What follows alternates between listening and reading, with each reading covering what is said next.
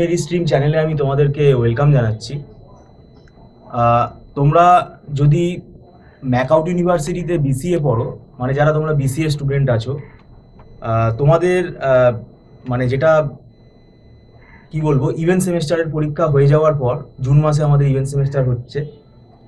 এরপরে কিন্তু অর্থ সেমেস্টারের সাবজেক্টগুলো নিয়ে তোমাদের ভাবনা চিন্তা করতে হবে। তাই যারা থার্ড সেমেস্টারে উঠবে, থার্ড সেমেস্টারে কিন্তু আমাদের যে সাবজেক্টগুলো আছে, এই সাবজেক্টগুলো কিন্তু খুব ইম্পর্টেন্ট সাবজেক্ট এবং প্রফেশনাল সাবজেক্ট, এবং এই সাবজেক্টগুলো কিন্তু মুখস্থ করে পড়ে গিয়ে কিন্তু লিখে আসা যায় না। আর এখানে কোনো 10 ইয়ার্স বলে কিছু নেই। এখন তোমাদের সবাই জানো নতুন সিলেবাস 4 ইয়ার্স ফরম্যাট হয়ে গেছে। অনেকের স্বপ্ন আছে তারা হয়তো এমসিএ করবে, কিন্তু আমি বলবো এই 4 বছরের বিসিএ কমপ্লিট করলে তবে না তুমি এমসিএ করতে পারবে। এবং এই বিসিএতে এখন যে সিলেবাস, এটা কিন্তু খুব অ্যাডভান্স সিলেবাস এবং এখানে নতুন অনেক টেকনোলজি এসছে। তাই first same, second same, third same, fourth sem, এই সেমগুলো যদি তুমি অবহেলা করো, পরবর্তীকালে যে হায়ার সেমগুলো থাকবে সেখানে নতুন টেকনোলজিগুলো কিছুই বুঝতে পারবে না। তারপরে তো একটা প্রজেক্ট থাকেই।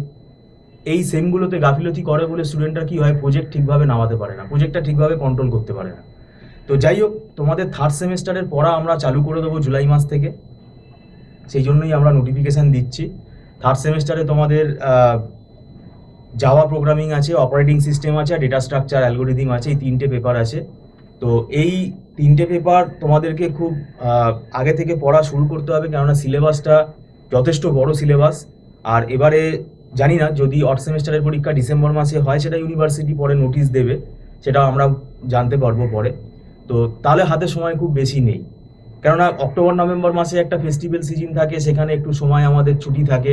তো সেটা বড় কথা না, ব্যাপারটা হচ্ছে জুলাই মাস থেকে যদি তোমরা পড়াটা শুরু করো, তাহলে দেখবে সিলেবাসটা কিন্তু ভালোভাবে কমপ্লিট হবে এবং ধরে পড়ানো যাবে।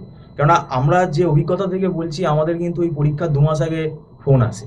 তো তখন আমরা বাধ্য হয়ে স্টুডেন্টকে কিন্তু মানে নিতে পারি না, তখন আমাদেরকে কিন্তু কিছু করার থাকে না আমাদের। তো এখানে ব্যাপারটা হচ্ছে প্রোগ্রামিং বেস সাবজেক্ট, এবং অ্যালগোরিদম রয়েছে, অপারেটিং সিস্টেমের মধ্যেও অ্যালগোরিদম রয়েছে, ডেটা স্ট্রাকচার তো পুরোপুরি অ্যালগোরিদম। তো এটা মাথায় রাখতে হবে, মুখস্থ করার কোনো জায়গা নেই এখানে। আর আমাদের ইনস্টিটিউটে ছোটো ছোটো ব্যাচে আমরা ক্লাস করাই।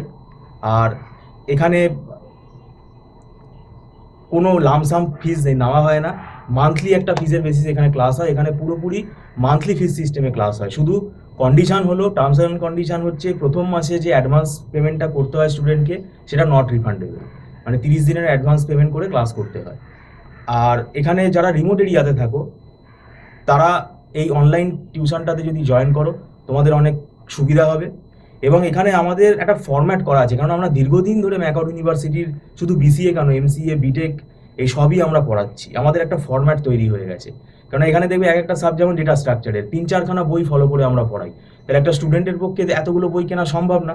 এবার যদি কেউ বলে, কেন এতগুলো বই ফলো করার দরকার কি আছে, দরকার আছে, কারণ একটা বইয়ের ভেতর সব টপিক, সব অ্যালগোরিদম কিন্তু ভালো নেই। এবার একটা বইয়ের অ্যালগোরিদম পড়ে তুমি কিছু বুঝতে পারবে না, সেগুলো আমাদের কিন্তু নতুন করে তৈরি করতে হয়, নতুন করে সেইটা একটা নোটস প্রিপেয়ার করতে হয়, যাতে স্টুডেন্ট বুঝতে পারে চট চট করে। সেগুলোকে অ্যানালিসিস করে আমরা নিজেরা লিখে তৈরি করি যে অ্যালগোরিদমটা কীভাবে রান করছে। তো যাই হোক, তোমরা যদি মনে করো তোমরা থার্ড সেমিস্টারের টিউশন শুরু করতে চাও, তোমাদের পরীক্ষা হয়ে যাওয়ার পরে তোমরা যোগাযোগ করতে পারো আমাদের। জুলাই মাস থেকে ক্লাস স্টার্ট করবার প্ল্যান আছে আমাদের।